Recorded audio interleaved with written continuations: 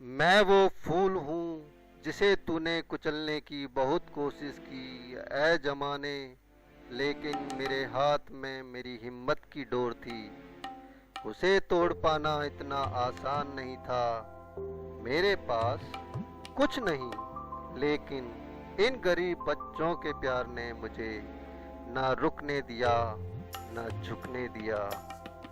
जी हाँ, मैं हूँ।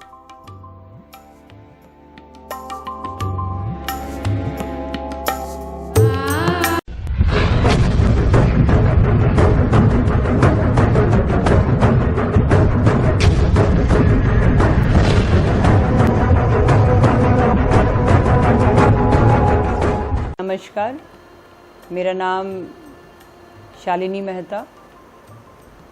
आज कुछ अपने बारे में आप सबसे शेयर करना चाहती हूँ। सबसे पहले धन्यवाद करती हूँ ओम आनंद जी का, जिन्होंने अपना कीमती समय निकाल कर मेरे और मेरे जीवन के बारे में कुछ बोलने का मौका मुझे दिया। बचपन से शुरू करूं तो एक बहुत ही अहम और ख़ास याद मेरे साथ है।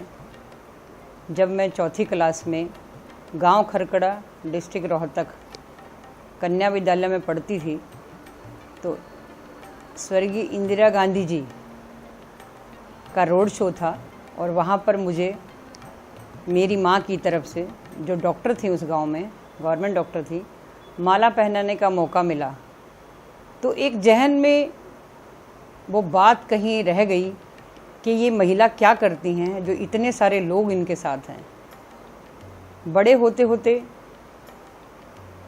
कुछ इस तरह का स्वभाव, इस तरह का नेचर आ गया कि मुझे कुछ करना है। उस समय जबकि लड़कियों को ज़्यादा अहमियत नहीं दी जाती थी, आगे बढ़ने से रोका जाता था, मैंने बहुत सारे प्रोफेशंस, पुलिस में ट्राई किया, एयर होस्टेस में भी ट्राई किया, लेकिन लड़की होने के नाते मुझे आगे जाने से रोका गया। लेकिन मन में एक भावना हमेशा रही कि मुझे कुछ करना है। पिता ना होने की वजह से मुझे बहुत सारे ऐसे दौर से गुज़रना पड़ा कि जहाँ परिवार ने मेरे हर कदम पे मुझे रोका। लेकिन इन सब में मेरी माँ हमेशा मेरे साथ रही। मेरी पढ़ाई जो है वो 10वीं क्लास तक गांव खरकड़ा की रही। गांव में ज़्यादातर पुरुष वर्ग का ही अहम रोल रहता है, महिलाओं को ज़्यादा तवज्जो नहीं दी जाती। लेकिन मैंने और मेरी माँ ने वहाँ पर बहुत ही प्यार और भावना का एक माहौल बनाया। बहुत कुछ सीखा। मैंने खेत में कटाई करना, गोबर पाथना या पानी लाना, ये सब काम सीखे कि मेरी ज़िंदगी में कभी कुछ कहीं काम आए। उसके बाद 10वीं के बाद मैंने बहुत सारी ऐसी जगह ट्राई किया काम करने के लिए, ट्रेनिंग करने के लिए, लेकिन पिता ना होने की वजह से मुझे एक लड़की होने का वास्ता दिया गया कि अब आप पढ़ लिख लो और आपकी शादी करनी है। उसके बावजूद मैंने आगे पढ़ाई की। शॉर्ट एंड का एक ट्रेनिंग होता है, वो ट्रेनिंग लिया और ब्रेड कंपनी में जॉब किया है। उसके भी काफ़ी खिलाफ, समाज भी खिलाफ रहा, मेरे घर वाले मेरे खिलाफ रहे। हमेशा मेरी माँ ने मेरा हाथ थाम के रखा कि मैं तुम्हारे साथ हूँ, तुम आगे बढ़ो। लेकिन वो मन में एक भावना ये रहती थी कि मैं शायद कहीं किसी और जगह के लिए बनी हूँ। मेरा पैशन शुरू हुआ एक्टिंग का, मॉडलिंग का, राजनीति का, लेकिन कहीं मौका नहीं मिला। बहुत छोटी सी उम्र में मेरी शादी हो गई। ऐसे घर में आई जहाँ पर पूरा राजनीतिक माहौल था। मेरे ससुर freedom fighter late Shri Ramesh Mehta ji, मेरी सासू माँ लेट श्रीमती उषा मेहता जी, दोनों ही बहुत जुझारू कांग्रेसी नेता, सोशल वर्कर। ऐसे माहौल में मैं आई जहाँ मेरा वो जो छोटी सी दबी हुई एक इच्छा थी काम करने की, वो उजागर हुई। लेकिन समय ने साथ नहीं दिया और जीवन के ऐसे पड़ाव पे आई कि मुझे दोबारा से नौकरी करनी पड़ी। मैंने फरीदाबाद शिफ्ट किया। फरीदाबाद में एक कंपनी में छोटी सी नौकरी से शुरुआत की अपने जीवन की दोबारा। बहुत ही कठिन समय, 2 बेटी और 1 बेटा। पति बीमार हो गए। मेरा संघर्ष वहाँ से शुरू हुआ। कभी हार नहीं मानी, नौकरी की। नौकरी से लगा कि मैं आगे नहीं बढ़ पा रही हूँ। मैंने अपना खुद का काम शुरू किया। लेकिन इतने सारे पड़ाव के बाद भी मेरे को जीवन चलाने में और मेरी बच्चों की पढ़ाई में, मेरे घर के संघर्ष में मुझे मुश्किलें दिन ब दिन बढ़ती चली गई। लेकिन हार नहीं मानी। पता नहीं, शायद वो जो एक माला पहनाई थी कभी बचपन में, वो लेडी माइंड में ऐसे बसी, वो नेता, वो एक मेरे दिमाग में बैठ गई कि मुझे हार नहीं माननी कहीं पे भी। उसके बाद बच्चों को बहुत संघर्ष से मैंने वो हर काम किया जो शायद एक महिला जल्दी से नहीं कर पाती। मैं आपको जीवन की एक बहुत कड़वी सच्चाई बताने जा रही हूँ जो शायद बहुत कम लोगों को पता है। मैंने अपने बच्चों के लिए, उनकी पढ़ाई के लिए घर घर जाके सामान बेचा। मैंने वो सभी मेहनत के जितने काम होते हैं, हालांकि महिला के पास आसान रास्ता भी होता है, लेकिन मैंने बहुत मेहनत से अपने तीनों बच्चों को अच्छी शिक्षा दी, जो कि आज तक स्कूल के प्रिंसिपल जहाँ भी मिलते हैं वो बहुत शाबाशी देते हैं कि आपके बच्चों जैसे बच्चे नहीं आए हमारे पास कभी। तो मन खुश होता था कि मेरे संघर्ष का जो एक इनाम है मेरे बच्चों ने मुझे दिया। उसके बाद राजनीति का एक शौक़, एक इच्छा कुछ काम करने की, राजनीति के साथ साथ हमेशा समाज सेवा में लगे रहने की इच्छा शुरू से रही। शुरू से ही मुझे ये रहता था कि अगर कोई मुझसे थोड़ा सा कमज़ोर इंसान है, मैं उसकी कैसे मदद करूं। उसको भूख लगी है तो खाना खिलाऊं, उसके पैर में चप्पल नहीं है तो चप्पल पहनाऊं, या मेरे बिज़नेस में या मेरे काम में जब भी कोई ऐसा इंसान मुझे मिलता, मैं उसकी अपनी तरफ से यथाशक्ति कोशिश करती कि उसकी कैसे मदद करूं। इसी मदद के ही भाव से मैंने 2018-16 में राजनीति ज्वाइन की। बहुत ही पेशेंस और बहुत हिम्मत से, बहुत मेहनत से, बहुत लगन से मैंने राजनीति में कदम रखा। मेरा कोई गुरु नहीं था, कोई नेता गुरु नहीं था, कोई राजनीतिक गुरु नहीं था, लेकिन जितना मेरे खून में, मेरे परिवार से, क्योंकि मेरे माँ की तरफ भी सब एक बड़ी पार्टी से थे और ससुराल से भी बहुत बड़ी पार्टी से थे, उसको देखते हुए मैं आगे बढ़ी। लेकिन राजनीतिक सफ़र में मैंने देखा कि आपके पास अच्छे साधन होने चाहिए, आपके पास बहुत बड़ा गुरु होना चाहिए। मेरी मेहनत कहीं काम नहीं आई। मुझे बहुत दुख लगा जब मैंने उस पार्टी को 2018 में छोड़ा, तो मन में कहीं ये आया कि एक इंसान मेहनत करता है लेकिन उसका वो मान सम्मान नहीं मिल पाता। मेरे संघर्ष का दौर चलता रहा। इस दौरान मेरे पति को कैंसर हुआ।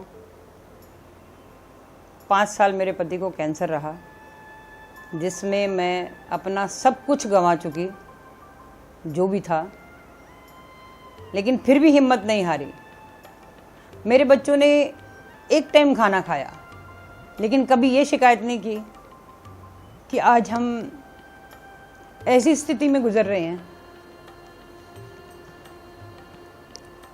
जहाँ पर हमारी माँ को अकेले संघर्ष करना पड़ रहा।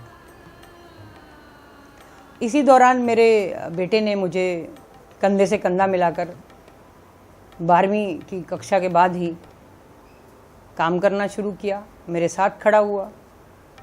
हम दोनों ने मिलके फिर दोबारा एक बार शुरुआत की, यानी कि ज़िंदगी का चौथी बार मैंने अपने जीवन के संघर्ष की शुरुआत की और धीरे धीरे हम लोग आगे बढ़े। समाज सेवा मेरे दिल में हमेशा से रही है। मेरा जो मकसद रहता है, जो मेरा उद्देश्य है, देश का जो भविष्य है वो हमारा आज का बच्चा जो है वो देश का भविष्य है। जैसा हम उसे बनाएंगे वैसा ही हमारा देश बनेगा। तो मेरी बच्चों के प्रति शुरू से ही ये भावना रहती थी। 2016 में मैंने 14 नवंबर को मात्र 25 बच्चों से एक छोटी सी संस्था का निर्माण किया, जिसका नाम कुछ नहीं रखा था, सिर्फ एक भाव था कि बच्चों के लिए कुछ काम करूं। 14 नवंबर को 2016 में हमने बिस्किट और टॉफ़ी बांट के एक छोटी सी शुरुआत की संस्था की। उसके बाद 26 जनवरी को 2017 में मैंने नाम दिया पालन घर जन कल्याण ट्रस्ट, लेकिन रजिस्टर्ड नहीं करवा पाई क्योंकि साधन कम होने की वजह से या फाइनेंशियली थोड़ी सी दिक्कतों की वजह से मैं आगे बढ़ नहीं पा रही थी। उसके साथ साथ तीनों बच्चों की पढ़ाई, शादी के टाइम आ गए, मतलब संघर्ष कहीं रुका नहीं, वो बढ़ता चला गया। फिर भी हिम्मत नहीं हारते हुए मैंने इस संस्था को आगे बढ़ाया और लोगों से मदद मांगनी शुरू की कि मेरे बच्चों के लिए मुझे थोड़ा थोड़ा सहयोग करें। ये थोड़ा थोड़ा सहयोग वाला जो स्लोगन है ये मेरा 2016 से है। आप आज भी कहीं देखेंगे तो हर जगह यही लिखा मिलेगा कि थोड़ा थोड़ा सहयोग करें। तो पालन घर जन कल्याण ट्रस्ट में आज 325 बच्चे हैं, 200 महिलाएं हैं और 12 महिलाओं का स्टाफ है। लेकिन हमेशा से स्ट्रगल करते हुए और आज भी स्ट्रगल की स्थिति में खड़े हुए सिर्फ एक बार ये सोचती हूँ कि क्या अच्छा काम करने वालों की कहीं भी जगह नहीं है। राजनीति छोड़ी इसी वजह से, अपना काम इसी वजह से बंद हुआ। आज अगर संस्था चला रही हूँ तो ऐसा लगता है कि मुझे वो सहयोग नहीं मिल पाता जो मेरे बच्चों के लिए मुझे चाहिए होता है। बहुत सारे लोगों ने मुझे पिछले 3 सालों में अच्छा सहयोग किया है, बड़े नाम हैं इसमें, लेकिन ज़्यादातर मुझे जब बार बार कहने पर भी कि थोड़ा थोड़ा मेरे बच्चों के लिए सहयोग करें, वो पब्लिक से कभी अच्छा सपोर्ट नहीं मिला। लेकिन मेरी हिम्मत नहीं टूटी कभी, मैं डगमगाई नहीं। मैंने कभी कुछ इस तरह से चीज़ें नहीं करी कि जिससे मेरी संस्था का नाम खराब हो। फिर भी चाहे मुझे पब्लिक को 10 बार बोलना पड़ा, 20 बार बोलना पड़ा या छोटे से सहयोग के लिए बोलना पड़ा, मैंने बार बार बोला। आज मैं जहाँ भी हूँ, जिस भी स्थिति में हूँ, मैं कोशिश कर रही हूँ कि मैं बहुत अच्छे से इस संस्था को आगे बढ़ाऊँ। कल 15 अगस्त को हम 75वां स्वतंत्रता दिवस मनाने जा रहे हैं और उस उपलक्ष्य में हमारा छोटा सा एक प्रोग्राम है। लेकिन बड़े भारी मन से मुझे कहना पड़ रहा है कि 325 बच्चों में से मैं सिर्फ़ और सिर्फ अपने 60 बच्चों के लिए साधन जुटा पाई हूँ। एक चीज़ और बताना चाहती हूँ, ये बच्चे हमारी संस्था में मज़दूर महिला के बच्चे हैं, कामकाजी महिला के बच्चे हैं, जो सिक्योरिटी गार्ड का महिला काम कर रही है उनके बच्चे हैं। और मेरा उद्देश्य है ये बच्चे पढ़ लिख कर आगे बढ़ें, क्योंकि इनमें से बहुत सारे बच्चे ऐसे हैं जो कि 70-80% मार्क्स में रहते हैं हमेशा। तो उनको पढ़ाई का जो भी सामान है वो मेरी कोशिश रहती है कि पालन घर की तरफ से दिया जाए, जो कि आप सब लोग सहयोग करते हैं। बहुत सारी परेशानियां मैं आज देख रही हूँ। मुझ पे कभी कभी राजनीतिक दबाव आता है, कभी कहीं से कुछ इस तरह का चीज़ें रहती हैं जो मैं शायद बयान नहीं कर पाऊँगी अभी, लेकिन उसके बावजूद मैं इस संस्था को आगे बढ़ाने की कोशिश कर रही हूँ। और आप सबसे निवेदन करती हूँ कि आप सबका आशीर्वाद और प्यार मेरे साथ बनाए रखें और आशीर्वाद देते रहें। थोड़े से शब्दों में मैंने शायद बहुत कुछ कहा है, आप तक पहुँचे मेरी ये निवेदन है मेरा, और ऐसे ही आशीर्वाद देते रहें। शालिनी मेहता सिर्फ और सिर्फ अपनी संस्था के लिए जी रही है, अपनी संस्था के बच्चों के लिए काम कर रही है, और आप सबसे भी अपील करती हूँ कि ऐसे लोगों के साथ जुड़िए जो धरातल पे काम कर रहे हैं, जो साफ़ सुथरा काम कर रहे हैं, उनको ज़रूर सहयोग करें। वो चाहे पालनघर जन कल्याण ट्रस्ट हो या कोई भी ऐसी संस्था हो जो आज बहुत अच्छे उद्देश्य पे काम कर रही है। धन्यवाद।